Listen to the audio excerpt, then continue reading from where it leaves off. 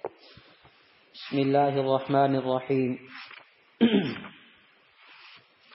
اللهم صل على محمد وعلى آل محمد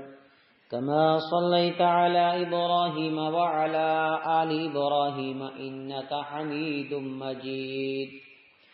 اللهم بارك على محمد وعلى آل محمد كما باركت على إبراهيم وعلى آل إبراهيم إنك حميد مجيد الحمد لله رب العالمين والصلاة والسلام على سيد الأنبياء والمرسلين وعلى آله وصحبه أجمعين أما بعد میرے ایمانی بھائیوں، بزرگوں اور نوجوان ساتھیوں،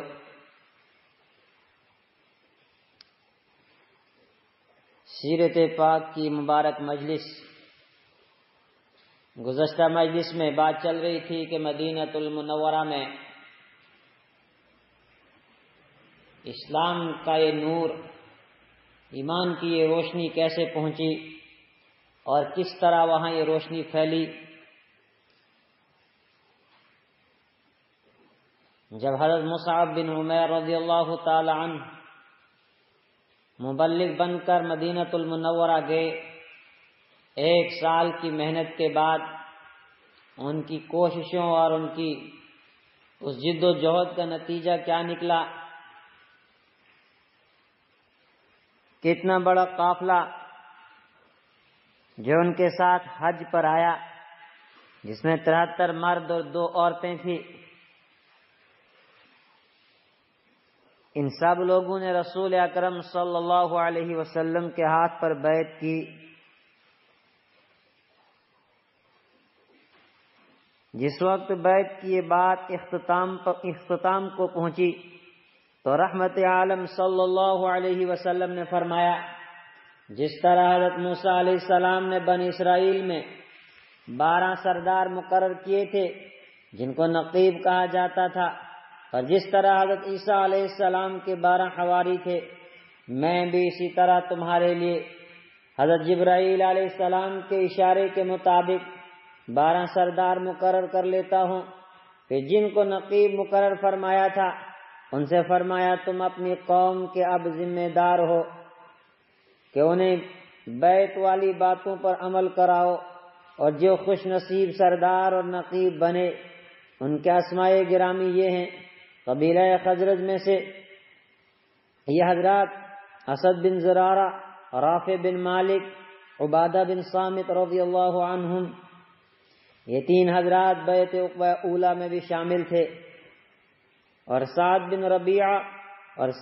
ربیع، منذر بن عمر اور عبداللہ بن رواحہ، برا بن معرور اور عبداللہ بن عمر رضی اللہ عنہم۔ قبیلہ اوس میں سے 3 حضرات اسید بن حزیر، سعد بن حیثمہ اور ابو الحیثم بن تیہان، اور کچھ حضرات نے حضرت ابو الحیثم کی جگہ حضرت رفاعہ بن عبد المنذر رضی اللہ عنہم کا نام لکھا ہے۔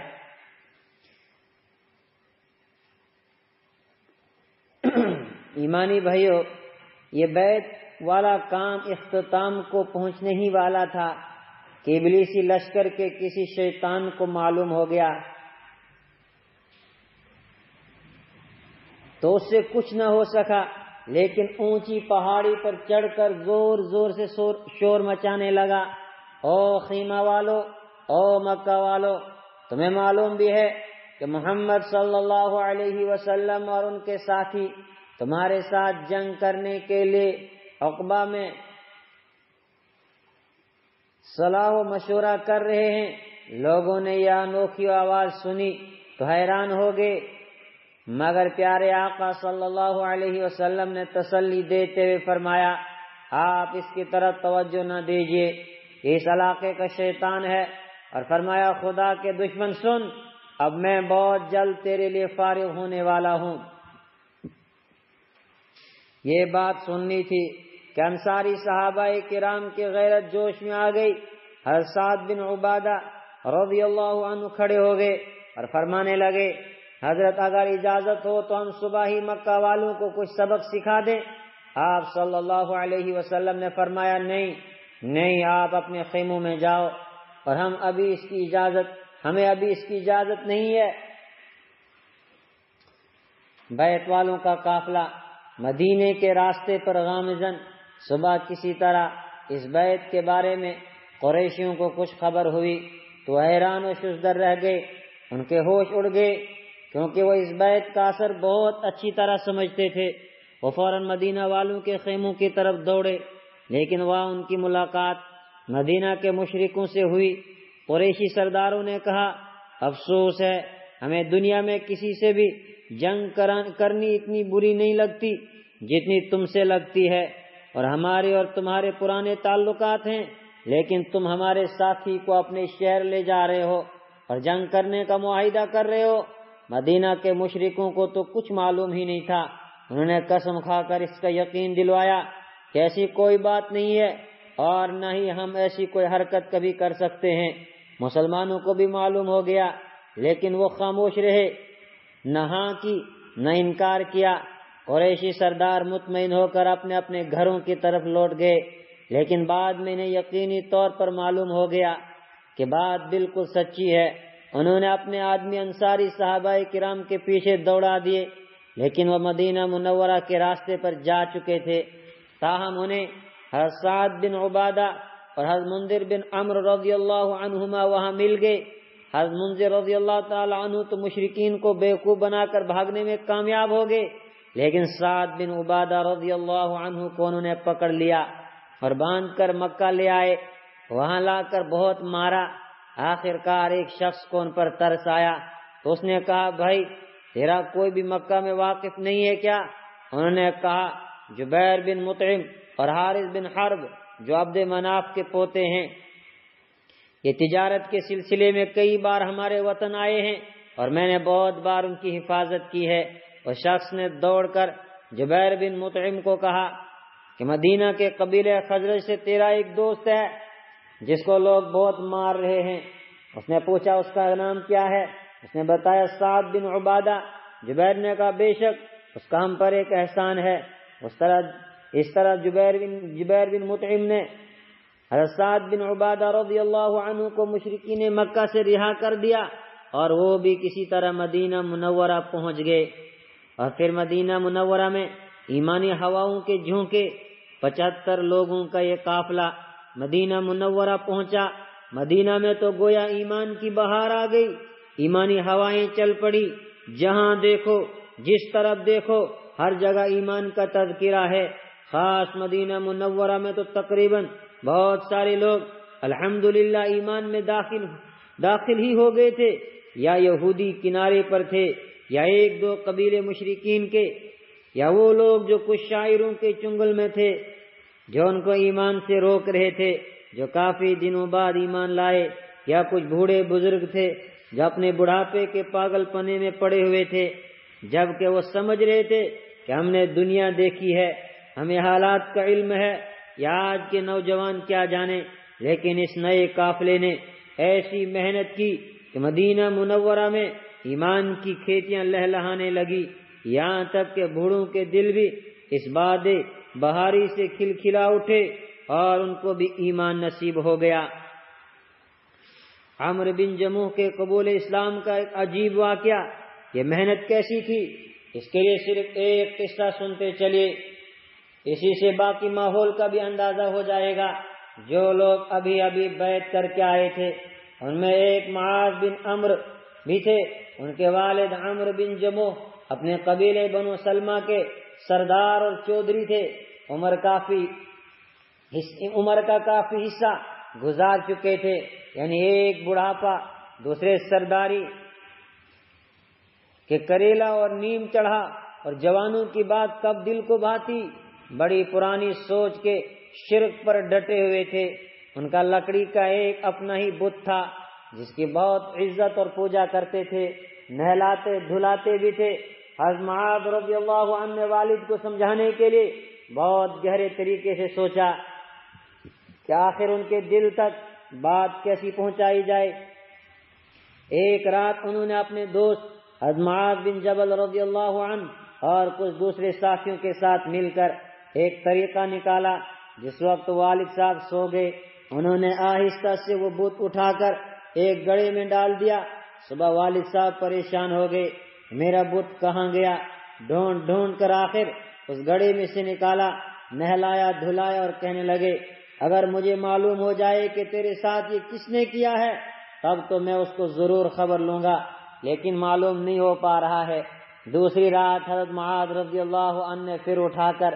ایک گہرے کھڈے میں ڈال دیا۔ صبح کو پھر عمرو بن جموح نے دیکھا ہمارا بنایا ہوا خدا اپنی جگہ پر نہیں ہے۔ پھر ڈھونڈنے لگے، ڈھونڈتے ڈھونڈتے آخرکار اس کھڈے میں سے نکال لیا، نہلایا دھلایا، خوشبو لگائی۔ کئی رات تک ایسے ہی ہوتا رہا۔ حضرت معاذ رضی اللہ عنہ اس کو کہیں ڈال دیتے، ان کے والد صبح جا کر لے آتے۔ ایک دن آخر ان کے والد عمرو بن جموح نے اس بت کے کندھے پر ایک تلوار رکھی اور کہنے لگے اگر تجھ میں کچھ بھی طاقت ہے تو سن، یہ تلوار تیرے پاس ہے تو اپنے دشمنوں کا مقابلہ خود کر اور اپنی حفاظت کر۔ اس دن حضرت معاذ رضی اللہ عنہ نے وہ بت اٹھا کر ایک مرے ہوئے کتے کے ساتھ باندھ کر ایک دوسرے گہرے کھڈے میں لٹکا دیا۔ صبح عمرو بن جموح کو پھر وہ بت نہ ملا، پھر اس کو ڈھونڈنے نکل پڑے۔ جو مرے ہوئے کتے کے ساتھ لٹکا ہوا دیکھا تو آنکھیں کھل گئی اور بت سے کہنے لگے او بدبخت، اگر تجھ میں ذرا بھی طاقت ہوتی تو اس طرح مرے ہوئے کتے کے ساتھ لٹکا ہوا نہ ہوتا۔ بس اسی پر اللہ تعالیٰ نے ایمان کی دولت سے نواز دیا اور پھر دین کے لیے بیٹے سے بھی بڑھ کر قربانیاں دی۔ اپنی ہدایت کے اس قصے پر انہوں نے ایک بہت لمبی نظم لکھی جو سیرت کی کتابوں میں آج بھی موجود ہے۔ ایمانی بھائیو، اتنا ہی نہیں، اور پھر رحمت دو عالم صلی اللہ علیہ وسلم کو اللہ رب العالمین نے عرش پر بلایا۔ اللہ رب العالمین نے اپنے محبوب کو معراج عطا کی۔ اللہ تعالیٰ نے اپنے حبیب صلی اللہ علیہ وسلم کو مسجد حرام، خانہ کعبہ سے فلسطین کی مسجد اقصی تک اور وہاں سے سدرۃ المنتہا اور عرش اعظم تک اپنی قدرت کا نظارہ کرانے کے لیے ایک سیر کرائی۔ اسی کو اسراء اور معراج کہا جاتا ہے، اور کبھی کبھی دونوں کو صرف معراج کے نام سے بھی بیان کر دیا جاتا ہے۔ یہ معراج کا قصہ کب پیش آیا اس بارے میں تحقیق جدا جدا ہے اور ہر ایک تحقیق کرنے والے کی الگ الگ رائے ہے۔ مشہور 10 قول ہیں۔ ہجرت سے صرف 6 مہینے قبل یہ واقعہ پیش آیا، دوسرا ہجرت سے 8 مہینے پہلے، تیسرا ہجرت سے 11 مہینے پہلے، اور چوتھا قول ہے ہجرت سے 1 سال پہلے، اور 5واں قول ہے ہجرت سے 1 سال 2 مہینے پہلے، اور 6واں قول ہے ہجرت سے 1 سال 3 مہینے پہلے، اور 7واں قول ہجرت سے 1 سال 5 مہینے پہلے، اور 8واں قول ہجرت سے 1.5 سال پہلے، اور 9واں قول ہے ہجرت سے 3 سال پہلے، 10واں ہے ہجرت سے 5 سال پہلے۔ اور کچھ حضرات تو لکھتے ہیں جس سال نبوت کا اعلان ہوا اسی سال معراج بھی کرائی گئی، لیکن سن 10 نبوی سے پہلے کے قول تو اس لیے معتبر نہیں ہو سکتے کیونکہ 5 نمازیں تو معراج میں ہی فرض ہوئی ہیں، اور یہ بات بھی یقینی ہے کہ حضرت خدیجہ رضی اللہ عنہا کی وفات جس وقت سن 10 نبوی میں ہوئی تھی اس وقت تک ابھی 5 نمازیں فرض نہیں ہوئی تھی۔ سیرت نگار اور تفسیر و حدیث پر گہری نظر رکھنے والوں کا خیال ہے یہ واقعہ طائف کے سفر سے واپسی پر سن 11 نبوی میں پیش آیا تھا، اور کچھ حضرات نے 27 رجب کا بھی ذکر کیا ہے۔ ہم نے یہ بیان اسی لیے پیچھے چھوڑ دیا تھا کیونکہ اس کی تاریخ کوئی متعین نہیں تھی، لیکن یہاں اصل قصہ سے پہلے یہ جاننا بہت ضروری ہے کہ کائنات میں یہ اتنا عجیب و غریب واقعہ پیش کیوں آیا، اس کے پیچھے حکمت اور راز کیا ہے۔ اس کا سچا اور حق جواب تو یہ ہے کہ اللہ تعالیٰ کے رازوں اور حکمتوں کو کون جان سکتا ہے، وہی اپنے کاموں کی حکمت اور رازوں کو جاننے والا ہے۔ لیکن ایک بات کی طرف خود قرآن پاک اشارہ کر رہا ہے۔ اصل واقعے سے پہلے وہ عرض کرنا ضروری سمجھتا ہوں وہ یہ کہ اللہ تعالیٰ اپنے نیک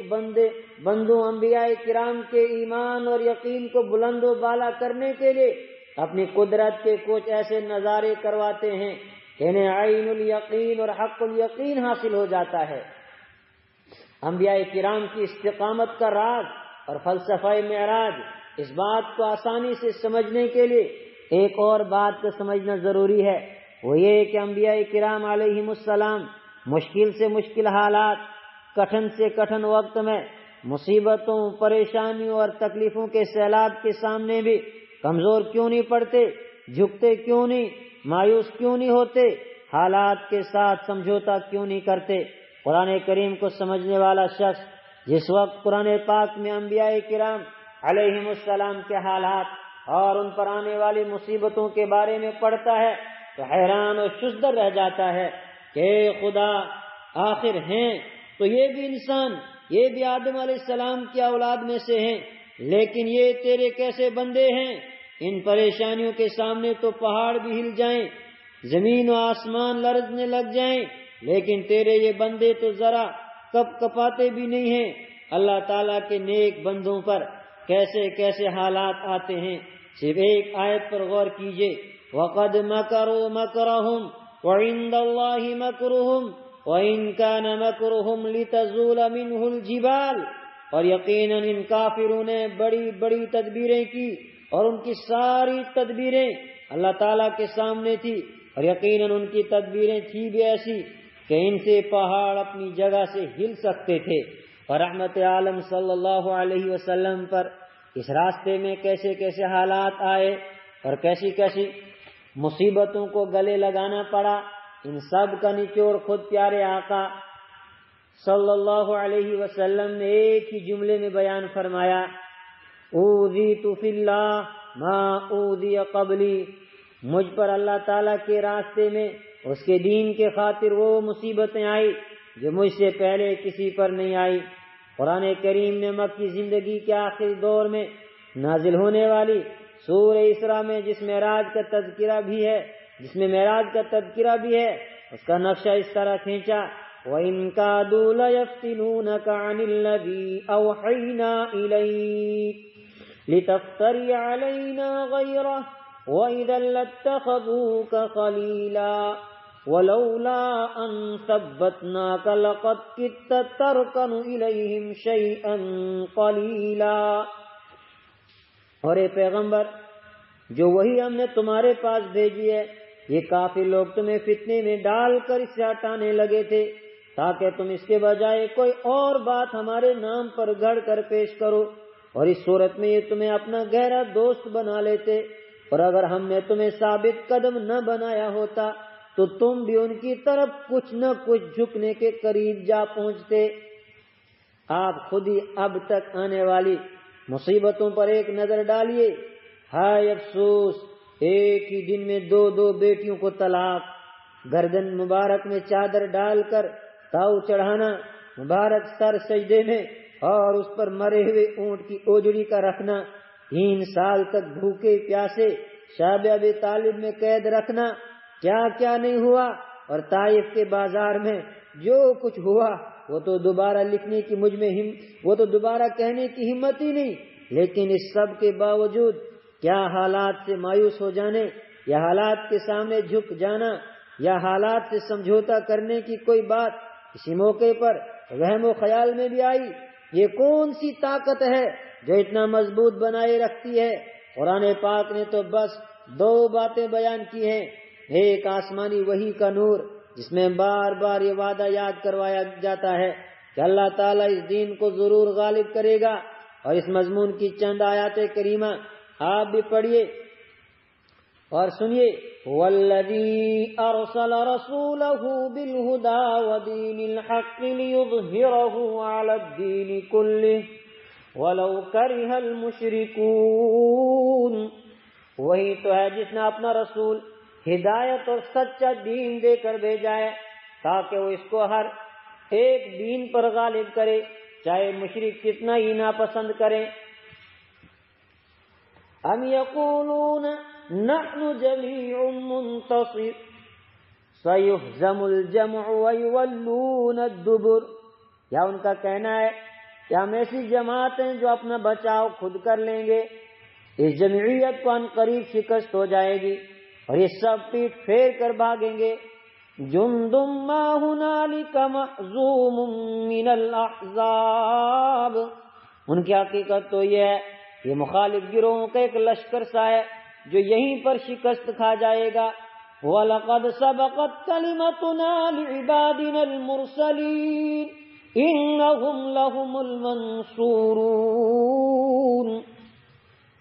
وَإِنَّ جُنْدَنَا لَهُمُ الْغَالِبُونَ۔ اور ہمارے بندے رسولوں کے لیے پہلے سے ہماری یہ بات طے شدہ ہے کہ ان کی ضرور مدد کی جائے گی، اور بے شک ہمارے ہی لشکر غالب آئیں گے۔ اسی آسمانی وحی میں سابق انبیاء کرام پر آنے والی مصیبتوں کا بیان اور ان کے مقابلے میں انبیاء کرام کے اولو العزمی اور ثابت قدمی اور آخر کار انبیاء کرام کی کامیابی نیز دشمنوں کی تباہی، یہ سب کچھ انداز بدل بدل کر ایسے میٹھے اسلوب میں بیان کیا جاتا ہے کہ جھکتی جھکتی کمریں بھی سیدھی ہو جاتی ہیں۔ پھر رحمت عالم صلی اللہ علیہ وسلم پر اس کا کیا اثر ہوگا، سبحان اللہ۔ اس کے ساتھ ساتھ دوسری بات یہ کہ اللہ تعالیٰ اپنے خاص بندوں کو اپنی قدرت، اپنی طاقت کی ایسی جھلک دکھاتے ہیں، بلکہ کئی بار تو ظاہری آنکھوں سے بھی ایسا نظارہ کروا دیتے ہیں کہ اس کو دیکھنے کے بعد دنیا کی ساری طاقتیں ان کو مکھی کا پر اور مکڑی کا جالا بھی معلوم نہیں ہوتی۔ یہی نظارہ حضرت سلیمان علیہ السلام کو انسانوں، جنوں، حیوانوں اور ہواؤں پر حکومت دے کر اور بغیر پائلٹ کے اڑنے والے جہاز پر بٹھا کر کروایا اور فرمایا ھذا عطاؤنا فمنن او امسک بغیر حساب، یہ ہماری بخشش ہے، اب تم احسان کرو یا روک کے رکھو، کوئی حساب نہیں۔ یہی نظارہ حضرت موسیٰ علیہ السلام کو کوہ طور پر بلوا کر اور ہم کلامی کا شرف دے کر لاٹھی کا سانپ بنا کر ہاتھ کو سورج کی طرح چمکا کر کروایا اور پھر فرمایا لِنُرِيَكَ مِنْ آيَاتِنَا الْكُبْرَى، تاکہ ہم تمہیں اپنی قدرت کی بڑی بڑی نشانیاں دکھائیں۔ اور یہی نظارہ سیدنا حضرت ابراہیم علیہ السلام کو مردہ پرندوں کو زندہ کر کے اور آگ کے ڈیر کو ٹھنڈا سلامتی والا بنا کر کروایا، اور آخر میں فرمایا وَكَذَلِكَ نُرِي إِبْرَاهِيمَ مَلَكُوتَ السَّمَاوَاتِ وَالْأَرْضِ وَلِيَكُونَ مِنَ الْمُوقِنِينَ۔ اور اسی طرح ہم نے ابراہیم علیہ السلام کو آسمانوں اور زمین کی بادشاہی دکھائی تاکہ وہ پکا یقین کرنے والوں میں سے ہو جائیں۔ آیت کے آخری جملے پر ایک بار پھر غور کیجئے کہ سب کچھ اس لیے ہو رہا تھا کہ قدرت کی نشانیاں اس لیے دکھائی جا رہی تھی تاکہ ابراہیم علیہ السلام یقین کرنے والوں میں یعنی انبیاء کرام علیہم السلام میں شامل ہو جائیں۔ یہ یقین ہے کیا؟ یہ اللہ تعالیٰ کی قدرت، جبروت اور طاقت کا ایسا لازوال یقین ہے جس کے بعد حالات کے آگے مایوس ہونے کا تو کوئی خیال بھی نہیں آ سکتا۔ جھکنے کی تو بات ہی کیا، بلکہ پھر ساری دنیا اور دنیا کی دولت اور دنیا کی تمام چیزوں کی یہی حقیقت سامنے آتی ہے جو رحمت دو عالم صلی اللہ علیہ وسلم نے ان الفاظ میں بیان فرمائی۔ عن سہل بن سعد قال قال رسول اللہ صلی اللہ علیہ وسلم لو كانت الدنيا تعدل عند الله جناح بعوضة ما سقى كافرا منها شربة ماء، اگر دنیا کی ساری چیزوں کی قیمت اللہ تعالیٰ کے نزدیک مچھر کے پر کے برابر بھی ہوتی تو کسی نافرمان کو ایک گھونٹ پانی بھی نصیب نہ ہوتا۔ اور جس وقت یہ نظارہ کرنے کی باری آئی تو رحمت عالم صلی اللہ علیہ وسلم جو اگلوں اور پچھلوں سب کے سردار، نبیوں کے نبی اور رسولوں کے امام ہیں، پھر حضرت موسیٰ علیہ السلام کا کوہ طور پر ہم کلام ہونا، حضرت سلیمان علیہ السلام کے تخت سلیمانی کا ہواؤں کے دوش پر اڑنا، اور حضرت ابراہیم علیہ السلام کے لیے پرندوں کا زندہ ہونا وغیرہ سب منزلیں پیچھے رہ گئی۔ پھر خانہ کعبہ سے لے کر مسجد اقصی اور وہاں سے عرش تک اور وہاں وہاں پہنچے جہاں جہاں کائنات تھی، مقصد صرف کائنات کا نظارہ کروا کر خدائی طاقت کا احساس دلوانا تھا، جیسا کہ خود قرآن کریم میں یہ بات اس طرح بیان فرمائی، سبحان الذی اسری بعبدہ لیلا من المسجد الحرام الی المسجد الاقصی الذی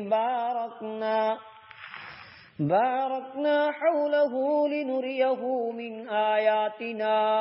انہ هو السمیع البصیر۔ پاک ہے وہ ذات جو اپنے بندے کو راتوں رات مسجد حرام سے مسجد اقصی تک لے گئی،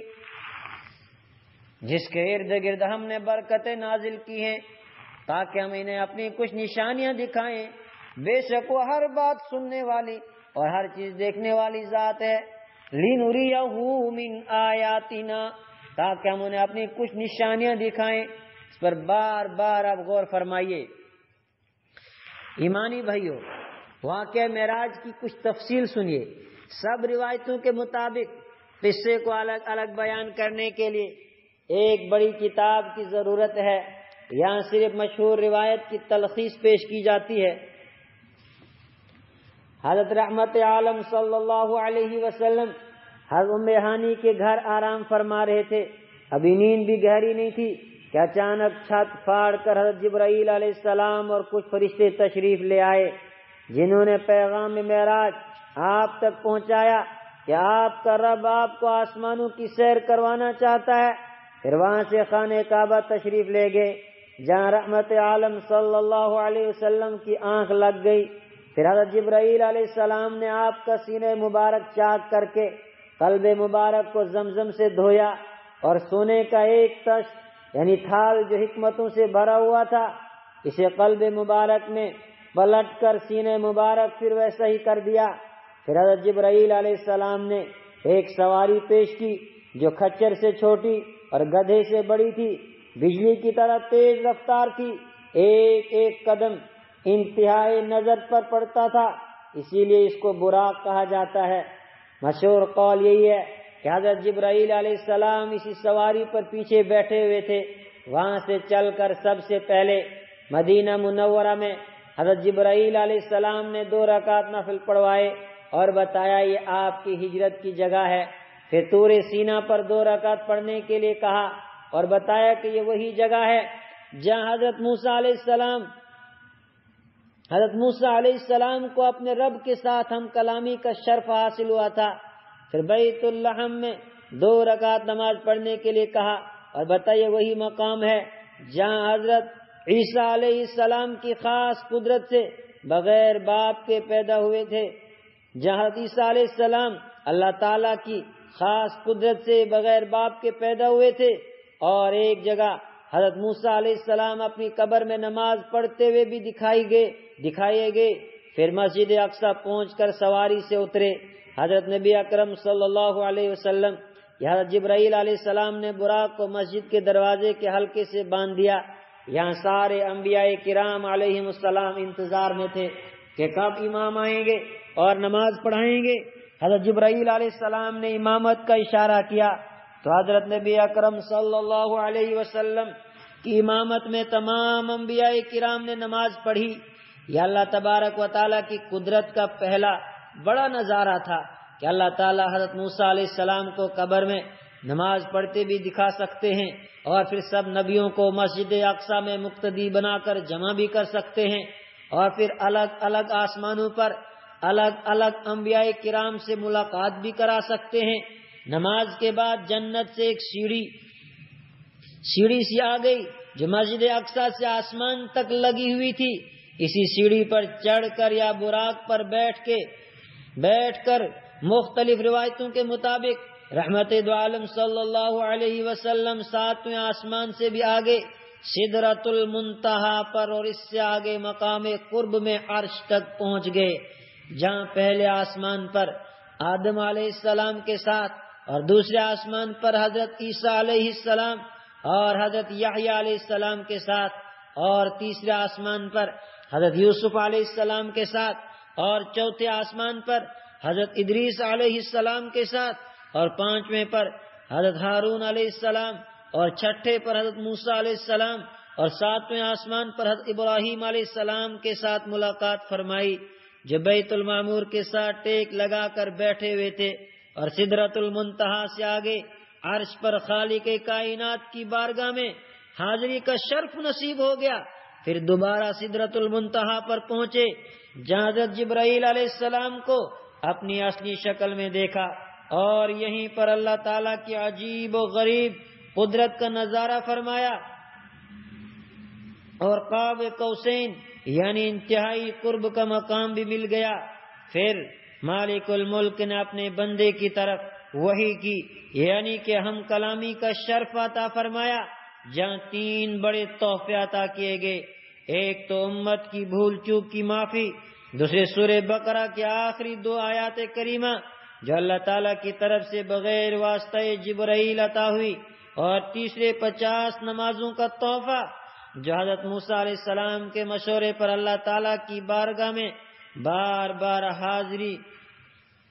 واہ وزاری کرنے سے کم ہوتے ہوتے 5 رہ گئی، اور اس کے ساتھ ساتھ جنت اور جہنم کے بھی کچھ مناظر دکھائے گئے جس میں امت کے نیک لوگ نیک اعمال کی جزا لیتے ہوئے اور گناہ گار لوگ الگ الگ گناہوں پر گناہوں سے ملتی جلتی سزا سہتے ہوئے بھی دکھائی گئے۔ آخر میں جس طرح تشریف لے گئے تھے اسی طرح واپس مسجد اقصی تشریف لے آئے، اور وہاں سے اسی براق پر بیٹھ کر واپس مکہ المکرمہ پہنچ گئے۔ یہ بڑی حیران کن بات تھی، لیکن حبیب کبریا صلی اللہ علیہ وسلم نے صبح مکہ کے مشرکوں کو ایک مجمع میں یہ سارا قصہ بیان فرما دیا، جس پر ایک ہنگامہ کھڑا ہو گیا۔ یہ کیسے ہو سکتا ہے کہ مشرکین میں سے بہت سارے لوگوں نے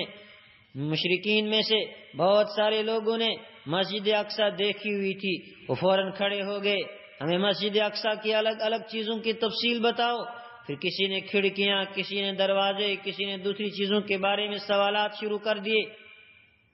رحمت دو عالم صلی اللہ علیہ وسلم فرماتے ہیں اللہ تعالیٰ نے اپنی قدرت سے درمیان کے تمام پردے ہٹا کر مسجد اقصی کو میرے سامنے کر دیا۔ پھر وہ پوچھتے جا رہے تھے اور میں دیکھ دیکھ کر صاف صاف جواب دے رہا تھا۔ اس پر وہ ہکا بکا اور حیران و پریشان ہو گئے۔ پھر ایک اور کھڑا ہوا، اس نے کہا راستے کی کوئی بات بتائیے۔ نبی اکرم صلی اللہ علیہ وسلم نے فرمایا تمہارا ایک قافلہ ہے جو تجارت کر کے شام سے واپس آ رہا ہے، وہ 3 دن میں مکہ میں داخل ہو جائے گا، اور قافلے کے آگے آگے ایک بھورے رنگ کا اونٹ ہے جس پر بوریاں لدی ہوئی ہیں، اور ان کا ایک اونٹ بدک کر بھاگ گیا تھا، پھر بعد میں مل گیا تھا۔ 3 دن بعد یہ قافلہ مکہ میں داخل ہوا، تو انہوں نے وہ ساری باتیں قافلے والوں سے معلوم کی جن کا انہوں نے اقرار کر لیا۔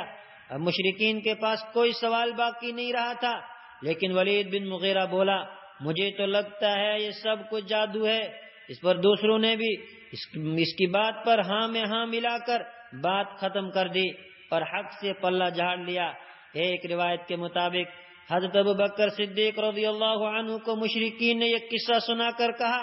اب تو تمہارے ساتھی اس طرح کے عجیب دعوے کرنے لگ گئے ہیں۔ انہوں نے جواب دیا کیا واقعی یہ بات رسول اکرم صلی اللہ علیہ وسلم نے بیان فرمائی ہے؟ مشرکین نے کہا ہاں بالکل بیان فرمائی ہے۔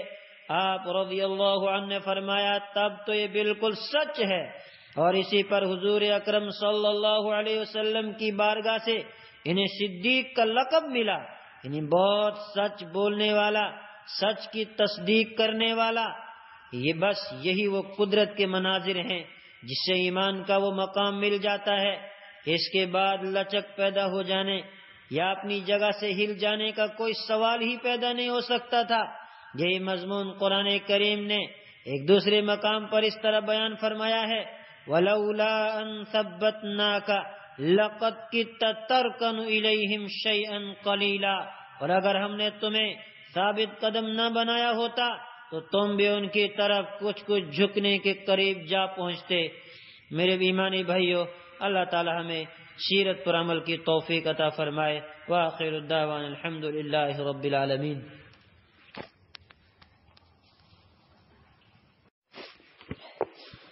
بسم اللہ الرحمن الرحیم۔ اللهم صل على